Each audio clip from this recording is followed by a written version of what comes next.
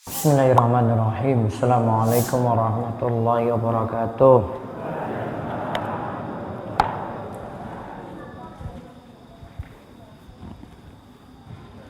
Alhamdulillahi rabbil alamin.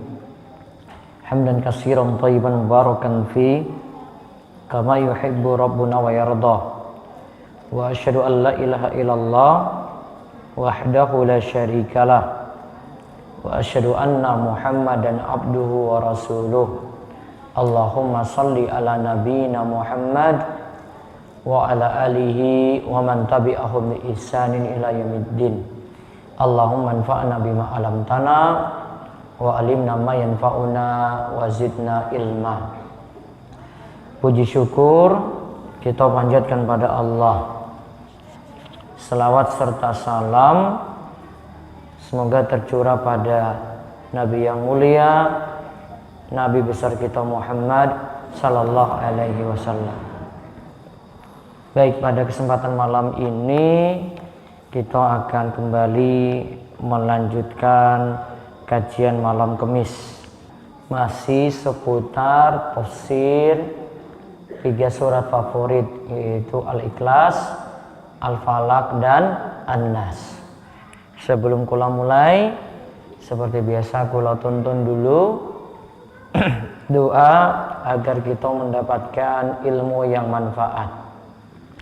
Allahumma inni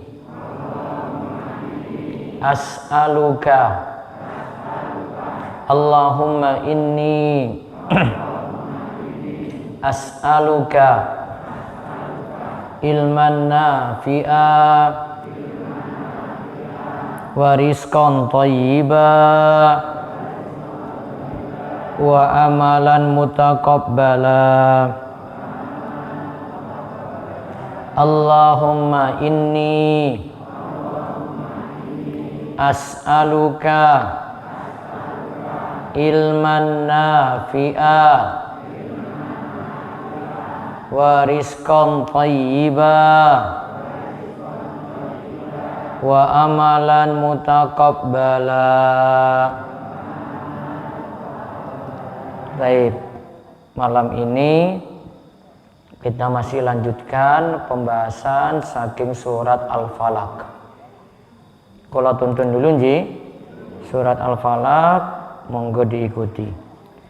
A'udzu billahi minasy syaithanir rajim.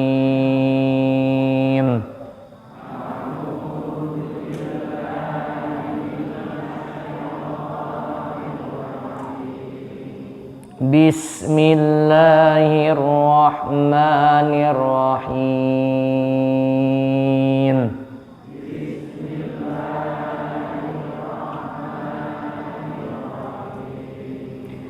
Qul a'udzu birabbil falaq.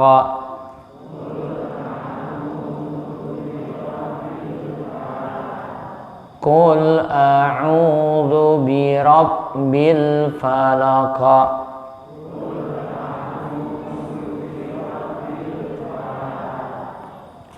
Min syarri ma khalaqa.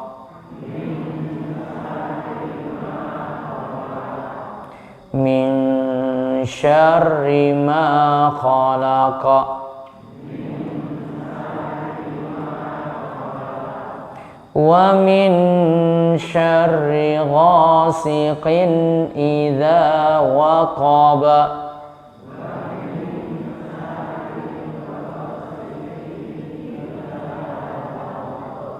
Wa min syarrin naffatsati fil 'uqad.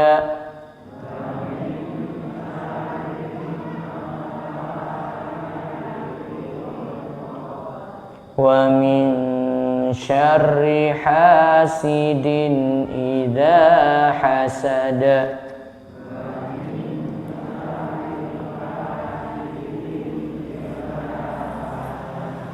Katakanlah, aku berlindung kepada Rabb yang menguasai subuh, dari kejahatan makhluk, dan dari kejahatan malam apabila gelap gulita, dan dari kejahatan wanita-wanita tukang sihir yang menghembus pada buhul-buhul, dan dari kejahatan pendengki bila ia hasad atau dengki. Nah, sekarang masih seputar hasad. Insyaallah ini bahasan kita selesaikan bagaimana menghadapi dampak jelek dari orang yang benci pada kita, orang yang hasad pada kita. Bisa lihat di halaman 103 dari buku 3 surat favorit. Yang kedelapan, berbuat baik pada orang yang hasad. Berbuat baik pada orang yang hasad. Ya, kita bisa artikan hasad itu benci, nggak senang sama kita. Allah Ta'ala berfirman, surat Fussilat ayat 34 sampai 36. Wala tastawil hasanatu walas sayyi'ah idfa billati hiya ahsan fa idzal ladzi bainaka wa bainahu adawatun ka'annahu waliyyun hamim. Wa ma yulaqqaha illal ladzina sabaru wa ma yulaqqaha illa dzu hazzin 'adzim. Wa imma yanzaghannaka minasy syaitani nazghun fasta'idz billah innahu huwas sami'ul alim. Coba dibaca. Dan tidaklah sama kebaikan dan kejahatan. Tolaklah kejahatan dengan cara yang lebih baik. Maka tiba-tiba orang yang antaramu dan antara dia ada permusuhan, seolah-olah telah menjadi teman yang sangat setia. Sifat-sifat yang baik itu tidak dianugerahkan melainkan kepada orang-orang yang sabar, dan tidak dianugerahkan melainkan kepada orang-orang yang mempunyai keuntungan yang besar. Dan jika setan mengganggumu dengan suatu gangguan, maka mohonlah perlindungan kepada Allah. Sesungguhnya dialah yang maha mendengar lagi maha mengetahui. Baik. Yang baik dan jelek itu tidak sama. Kebaikan dengan keburukan itu tidak sama. Iki elek, iki apik, enggak sama. Ini pahala, ini dosa, tidak sama gitu. Ada lagi ini sholat, ini enggak sholat, juga tidak sama. Nah, kalau ada yang balas kepada kita dengan yang jelek, nah lihat di sini Allah katakan, idfa billati hiya ahsanu. Balaslah dengan yang lebih baik. Kita suruh balas dengan apa, Pak? Yang lebih baik. Kalau seandainya itu ada permusuhan, maka kalau dibalas dengan yang baik, pasti akan jadi teman dekat. Namun Allah berikan catatan di sini.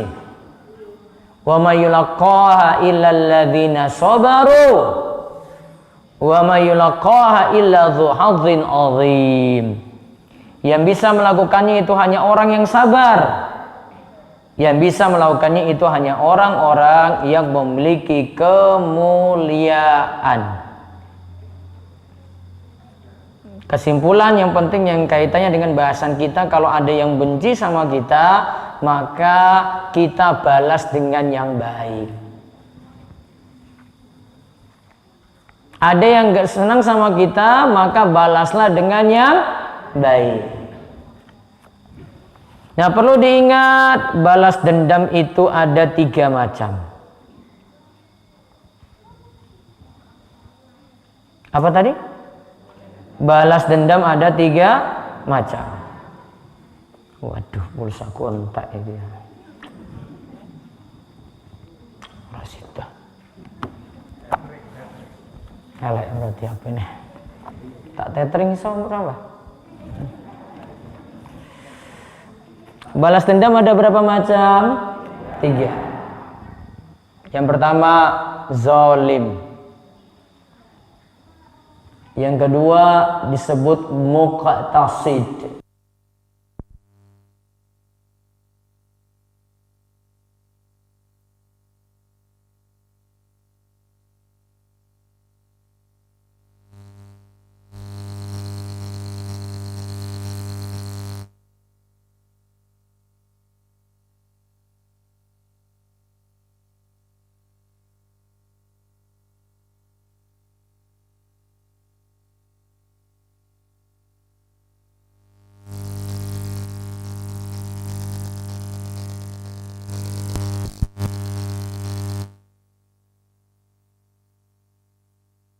Zalim itu balas yang jelek dengan yang lebih jelek. Balas apa? Yang jelek dengan yang lebih jelek. Disebut apa tadi? Zalim. Contoh. Ada yang jewer kuping, dibalas apa? Wah, dijotos orang itu. Wah. Padahal tadi cuma kupingnya aja. Wah, masalah apa-apa. Ternyata dipukul, pukulan keras. Wah, bekas kepal tangan tuh di sini nih. Itu berarti apa, Pak? Zalim. Balas jelek dengan yang lebih jelek. Yang kedua disebut muqtasid.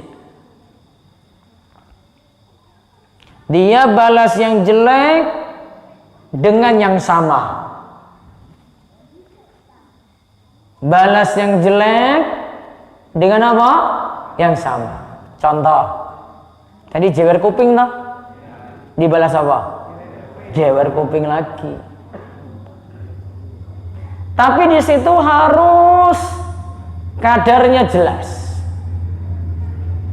Kalau jewer kupingnya sedikit, maka dibalas juga sedikit.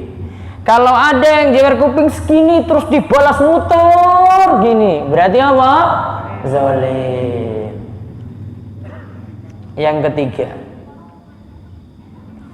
balas yang jelek dengan yang lebih baik. Apa?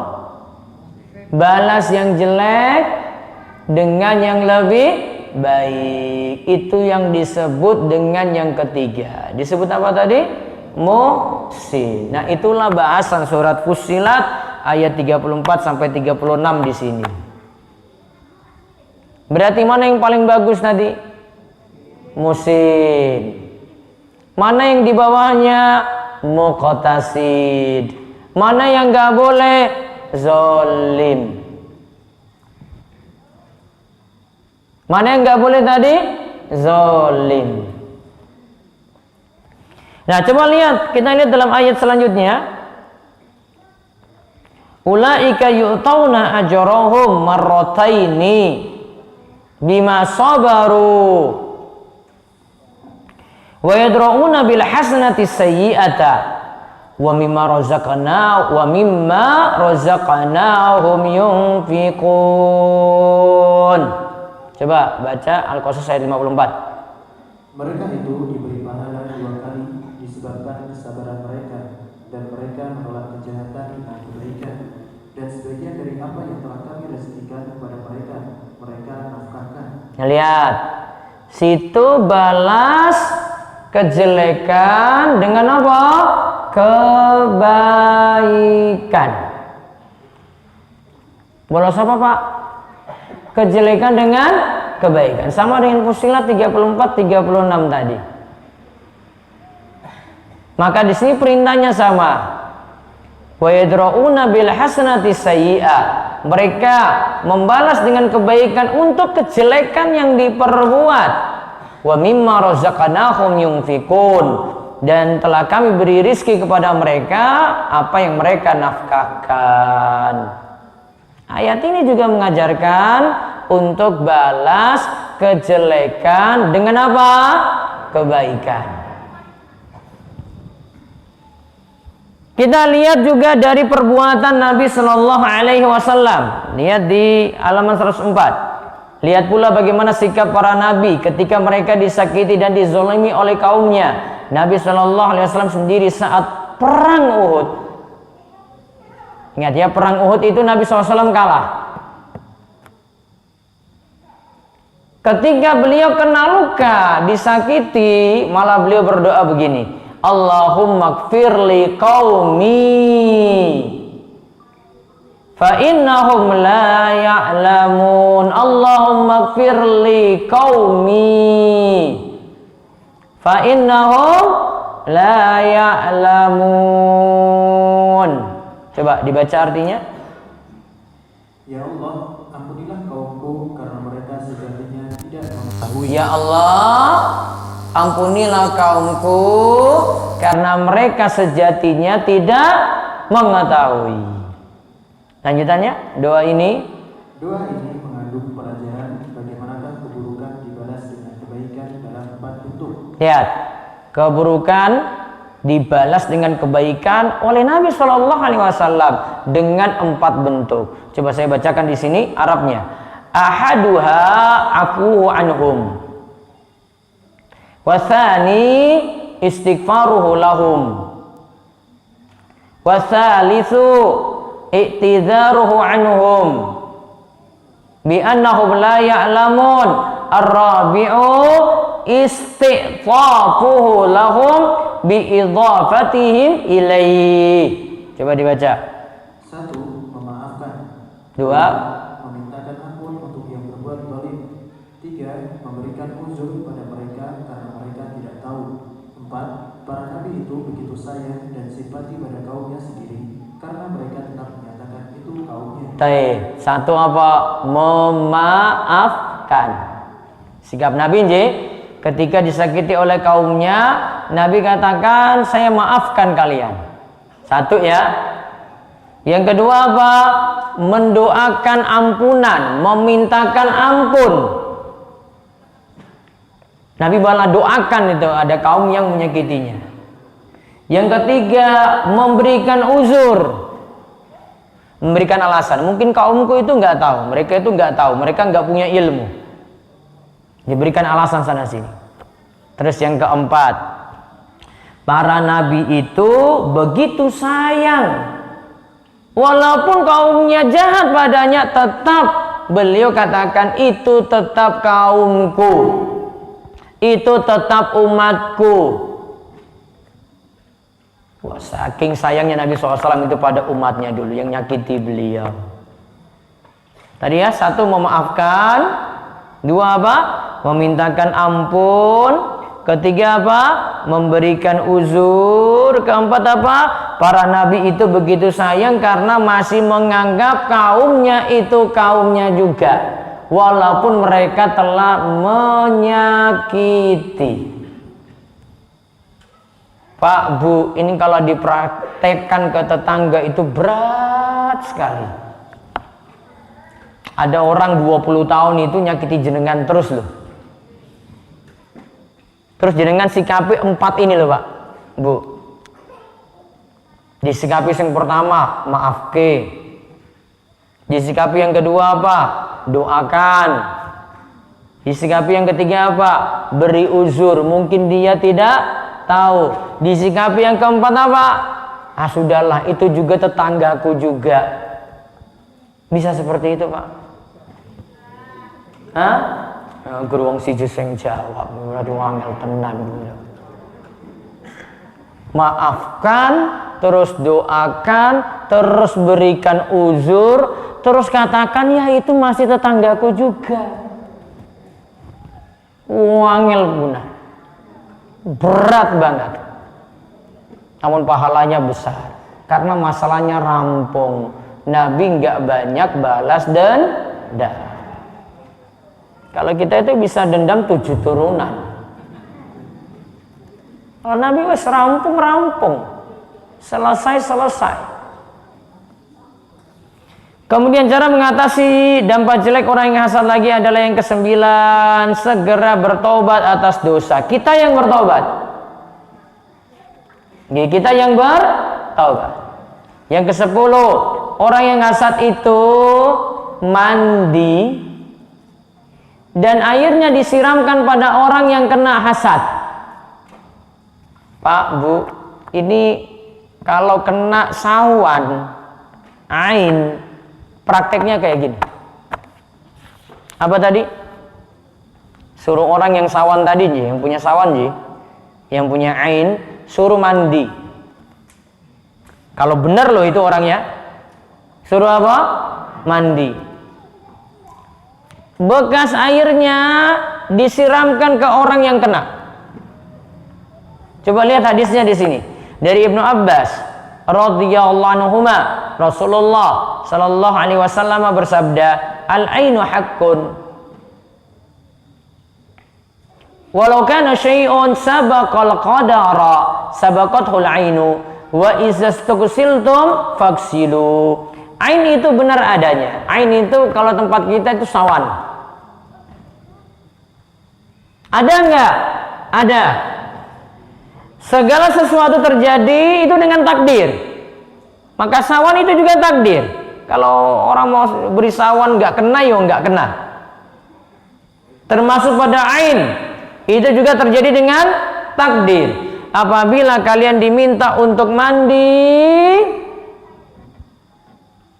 karena memberi dampak ain, memberi dampak sawan tadi, maka mandilah. Disuruh apa tadi? Mandi. Yang beri sawan tadi mandi, dipakai oleh orang yang kena sawan tadi. Mudah-mudahan dampak hasadnya, dampak jelek dari ain atau dari sawan tadi itu segera hilang. Itu solusi yang ke-10. Yang ke-11, lakukan ruqyah syar'iyyah. Di ruqyah, Pak. Di antara bentuk ruqyah, baca ayat kursi. Sebagaimana kita mau tidur juga baca ayat kursi. Di antara bentuk ruqyah lagi, baca Al-Ikhlas, Al-Falaq, An-Nas. Caranya seperti mau tidur. Coba semua angkat tangan. Adik-adik juga itu, coba. Saya kumpul situ, yang pegang HP itu. Mana? Wifi ada nggak itu? Hah? Mana wifi? Semua angkat tangan. Coba. Terus tangannya ditiup. Persikatan lah. Sudah? Ditiup. Baca. Coba sarangan Al-Ikhlas. Bismillahirrahmanirrahim. Qul huwallahu ahad. Allahus samad.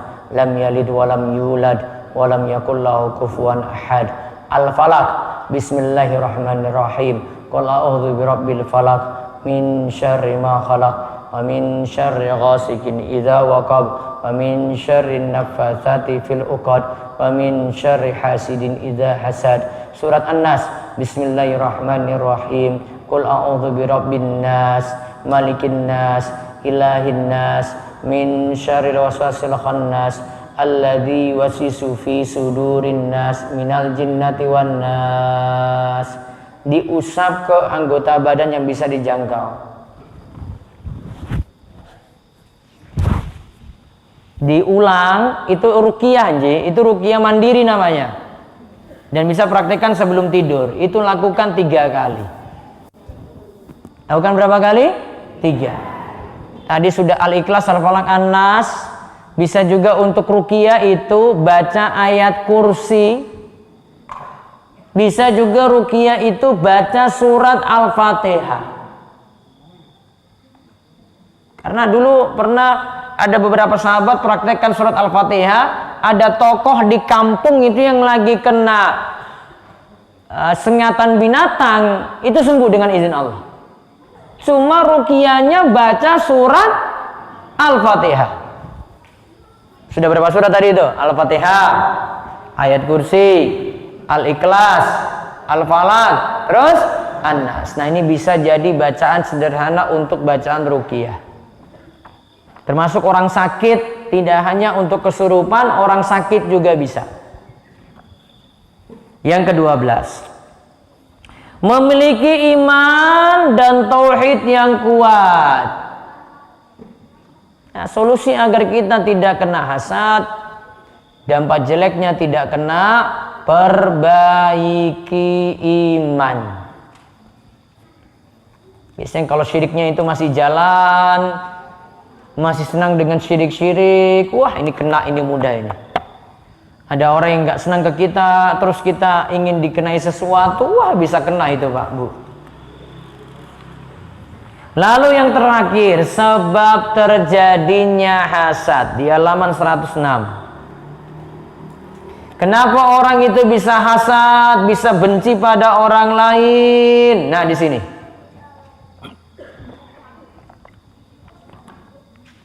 Pertama, ini saya ingatkan, ini tak sebut, hasad itu biasanya itu satu profesi. Tukang bakso itu nggak senangnya sama siapa? Tukang bakso juga. Ada yang jual dawet Pak, nggak senangnya kepada siapa? Sama juga. Iya kan? Belante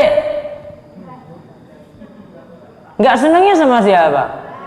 Belante juga. Betul nggak? Tukang kayu nggak senangnya sama siapa? Sama satu profesi juga. Nggak mungkin tukang kayu nggak senang sama tukang bakso. Ya orang ngopo Pak? Beda profesi, lahan kerjanya sudah beda.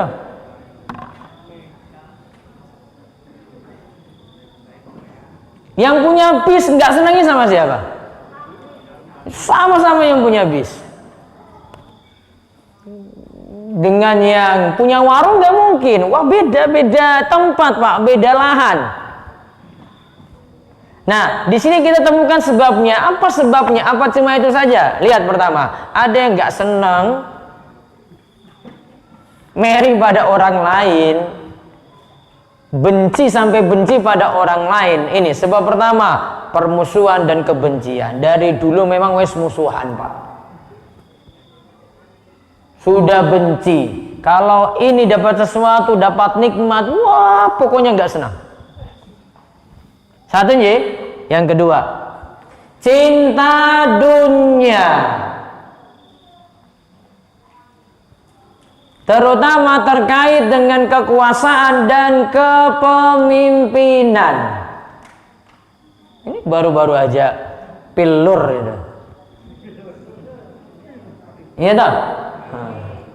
Coba kalau wis kalah coba itu Pak. Kepiye coba?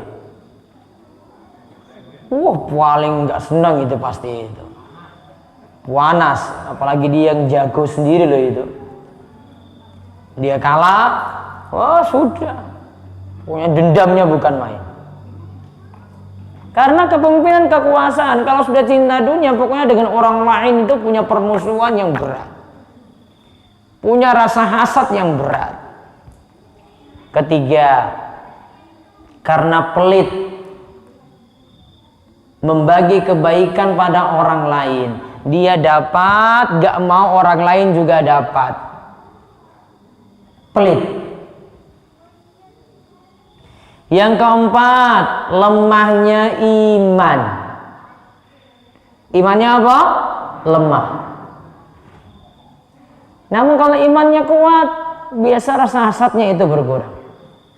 Biasanya kalau orang itu imannya kuat, sifatnya cuek. Orang mau punya apapun dia nggak mau, dia nggak peduli. Orientasinya sudah berbeda. Itu mau punya rumah bagus, tuh mau punya kendaraan. Tujuan dia hidup sudah berbeda. Ada yang senang cuma koleksi buku saja Pak. Dia mau lihat orang lain punya kendaraan, dia mau lihat orang lain tuh punya rumah, nggak peduli dia. Dia bukan orientasinya di situ. Itu bukan kesenangan hidup dia.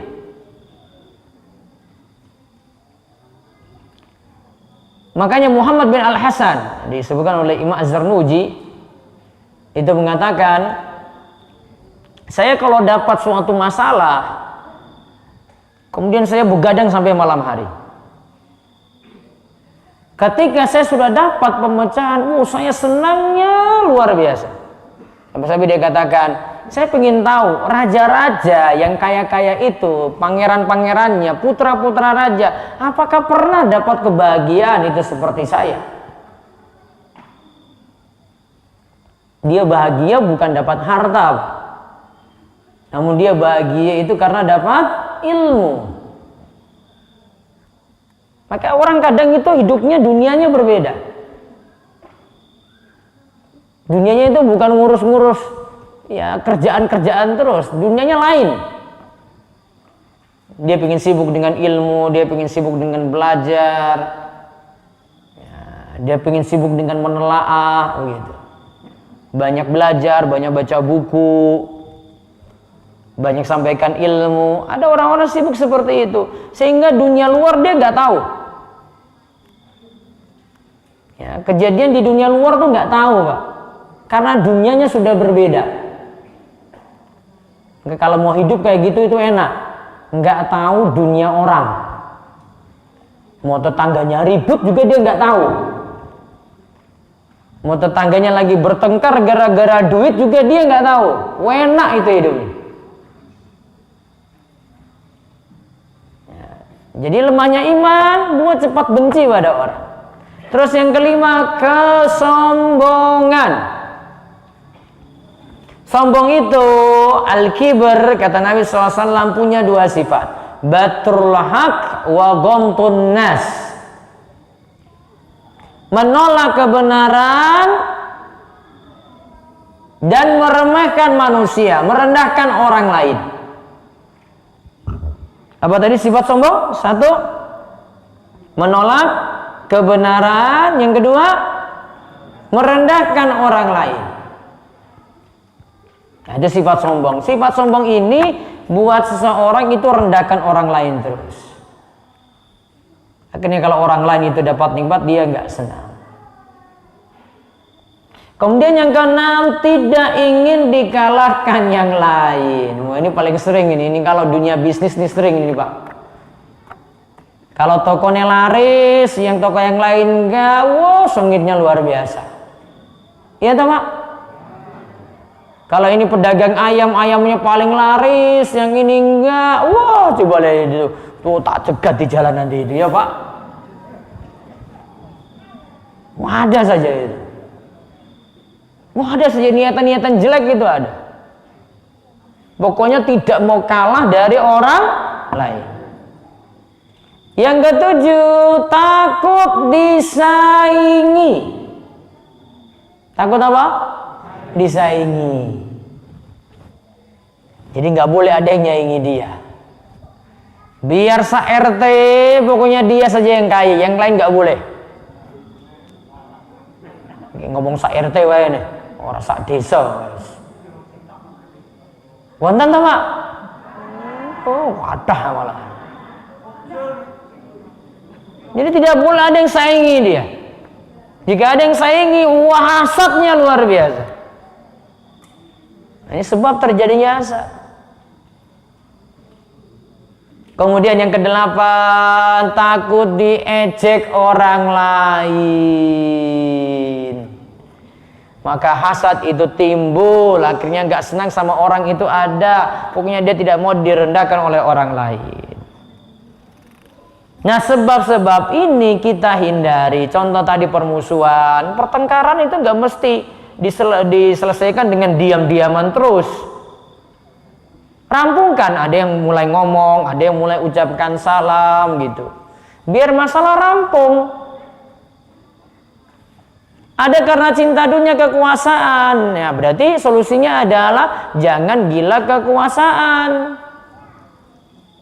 Jangan gila ke pemimpinan. Para sahabat dulu sifatnya itu nggak gila ke pemimpinan. Kalau orang saat ini, kalau bisa mau jabatan seumur hidup, kalau bisa seumur hidup aja deh. Iya tak, Pak? Kalau sudah dapat lurah, dapat bupati, dapat gubernur, presiden, kalau bisa sampai mati aja dia jadi kayak gitu. Pengen bertahan. Karena orang itu rata-rata nggak mau kekuasaannya itu hilang. Kecuali kalau kena penyakit, mungkin stroke gitu ya, mungkin rampung, rampung. Kemudian pelit, berarti kita jangan pelit pada orang lain. Lemahnya iman, berarti solusinya adalah perkuat iman, kita ngaji. Orang ngaji itu nanti hasad makin berkurang. Kemudian kesombongan, berarti kita jadi orang yang tawadhu. Tawadhu orang biasa. Ya, jadi orang biasa. Di hadapan siapapun ya sama. Nabi SAW itu beliau pemimpin besar, dengan para sahabat biasa-biasa aja gitu. Beliau duduk dengan sahabat, makan bersama, ya, duduk ngobrol biasa, kadang bonceng sahabat, ya. Beliau seperti itu. Kemudian ada lagi tidak ingin dikalahkan oleh orang lain. Ya, kita hidup itu bukan harus saling mengalahkan, yang ada saling membantu, saling menolong, gitu. Terus kalau takut disaingi, rezeki orang beda-beda, Pak. Iya nggak? Ada yang jualan ayam ya beda, nanti yang ini dapat ini ya beda, jatah orang itu beda-beda. Wong kebutuhan orang saja beda-beda, betul Pak? Utang itu sama nggak semua ini? Pak, utang jenengan sama nggak semua? Oh enggak. Wah, ada yang utangnya parah, ada yang utangnya numpuk, wah ada yang lemahnya digadaikan, ya. Ada yang apa istilah ini, apa yang sekolah itu di bank itu apa? Hah? Apa yang sekolah itu? Sertifikasinya ya, itu sekolah bolak-balik nggak lulus-lulus itu. Utang beda-beda, Pak. Maka jatah rezeki juga beda-beda di situ. Ya, jadi nggak usah merasa disaingi oleh orang lain, nggak usah. Ada yang buka warung sama, ya sudah jatah rezekinya nanti sendiri-sendiri itu. Ini jual bensin, ya sudah nanti ada lagi gitu loh. Ini jual degan juga, ya beda-beda Pak. Ada yang mau senang beli di situ, ada yang di sini, nanti ada itu yang beli. Nggak mungkin Allah itu kasih yang ini rezekinya hilang, nggak mungkin. Ingat kaidah rizki, selama ajal itu ada, rizki kita tetap ada. Setuju mboten? Selama ya belum sampai ajal, artinya selama umur kita ada, rizki kita juga tetap ada. Berarti rizki akan habis kapan? Mati. Sebelum ajal itu datang, rizki kita tetap ada. Itu wes ono jatahe, Pak. Gak usah khawatir. Wah, Ustaz saiki kok kurang laris ya? Ya memang lagi kurang laris kok. Tunggu aja beberapa hari lagi nanti datang lagi. Alhamdulillah Ustaz sekarang datang lagi. Ya iya kemarin memang belum waktunya. Beda-beda Allah kasih rizki itu. Selama ajal belum datang, rizki tetap masih ada. Ya, itu solusinya. Wallahu a'lam bishawab. Semoga Allah memberikan kita keselamatan dari sifat hasad, dijauhkan dari sifat jelek ini, dan kita semuanya diberikan keberkahan rizki dan diberikan keimanan serta dijauhkan dari kesombongan dan diberi sifat tawadhu. Demikian, mungkin manfaat untuk kita semuanya. Pertemuan berikut insya Allah kita bahas surat An-Nas. Baik, silakan jika ada pertanyaan. Wonten? Nggih. Pak RT silakan.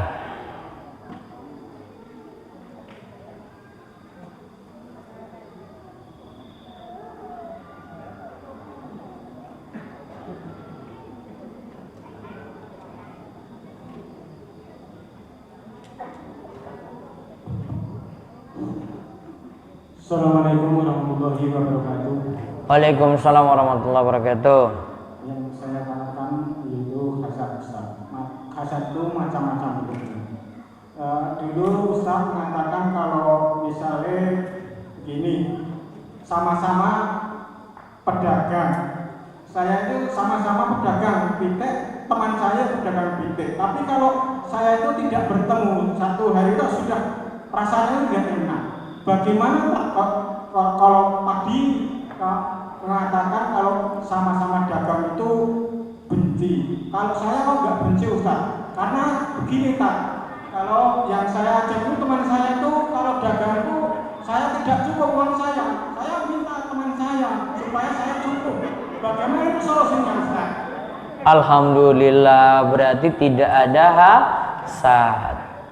Berarti saling membantu. Namun itu pedagang yang jarang seperti itu. Terima kasih Ustaz. Umumnya loh ini, umumnya ya biasanya. Kalau saya enggak. Iya alhamdulillah. Kalau saya itu teman sehari-hari, kalau dia ketemu, ya senang kalau saya tahu untuk bisa pasar, senang sekali. Apik berarti. Top, just. Mantap. Ya Ustaz gitu saja. Nggih. Wonten malih. Saking sing wonten? Ada? Ya. Fi saut.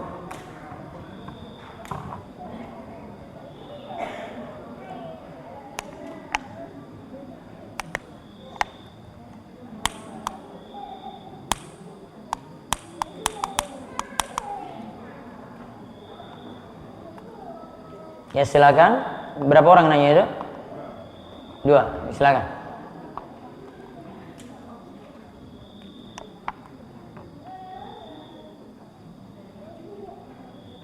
Assalamualaikum warahmatullahi wabarakatuh, Ustaz. Waalaikumsalam warahmatullahi wabarakatuh.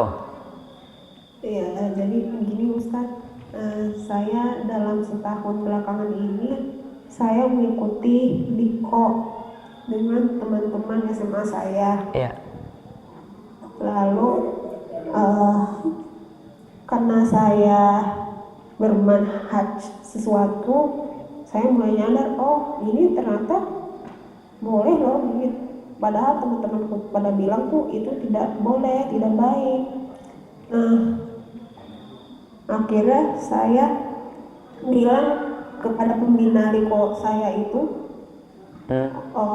saya harus kuat, soalnya ya lebih baik dalam memilih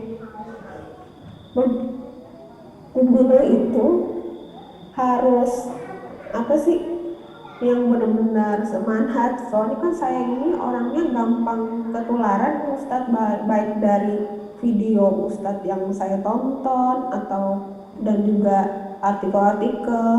Nah itu saya bilang ke dia. Jadi ya setelah saya bilang ke beliau itu, saya diboykot Ustadz, dihajar ya kalau nggak salah. Kan biasanya ya 3 hari ya batasnya.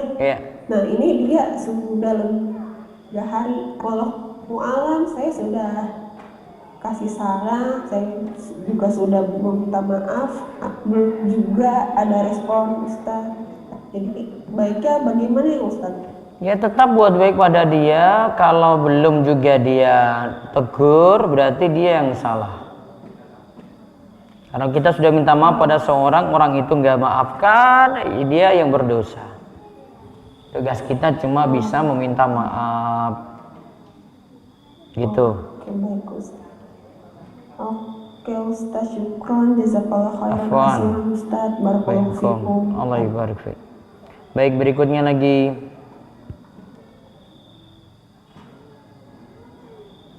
Assalamualaikum warahmatullahi wabarakatuh Ustaz.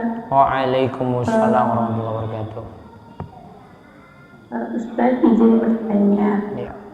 Jadi saya itu kan di sekolah itu jadi digabungkan dengan beberapa teman yang satu ini satu sering bareng Ustaz. Nah, di masa pandemi ini grup tersebut digunakan untuk hal seperti kecurangan, seperti ketika mengerjakan soal bagi-bagi itu loh Ustaz. Nah, jadi saya itu nggak mau mengikuti cara mereka dalam melaksanakan ujian atau tugas dan lainnya. Akibatnya mereka itu seperti ada membenci saya gitu Ustaz. Jadi kayak apaan sih gitu Ustaz. Jika saya keluar dari grup tersebut, apakah itu baik? Tapi jika saya keluar dari grup tersebut, teman-teman saya nggak ada yang mengingatkan lagi Ustaz. Bagaimana ya Ustaz? Kalau memang dampaknya, ini grup apa itu Bu? Grup belajar di sekolah. Ibu sebagai guru? Bukan, siswa. Sebagai siswa, terus Ya, kecurangannya siapa yang perbuat? jadi teman-teman saya itu ketika ada ujian tengah semester atau ada tugas yang harusnya individu, jadi kita itu mereka itu jadi dibagi-bagi terus dari ada 5 soal dibagi dan 5 orang tersebut satu sehingga nggak mengerjakan semua gitu Ustaz. Tapi di situ saya nggak ikut. Ya nggak usah ikut. Pandangan mereka terhadap saya jadi gitu. Ya nggak apa-apa. Memang resikonya orang kalau kita jadi baik kayak begitu, ada yang sinis. Apakah lebih baik jika saya keluar dari grup tersebut? Apakah itu lebih baik? Tergantung. Kalau enggak grupnya tetap ada, tetapi di silent, nggak perlu dilihat. Sama Ustaz, jazakallahu khairan. Iya, Kom. Ada lagi? Bon. Cukup, Ji? Baik, untuk kesempatan malam ini kita cukupkan. Mungkin manfaat. Insya Allah kita ketemu pekan depan lagi. Semoga Allah paringi kita panjang umur dan diberkahi ilmu, diberikan keberkahan untuk waktu-waktu kita sekalian, dan senantiasa diberikan husnul khotimah. Demikian kita tutup kalian doa kafaratul majlis.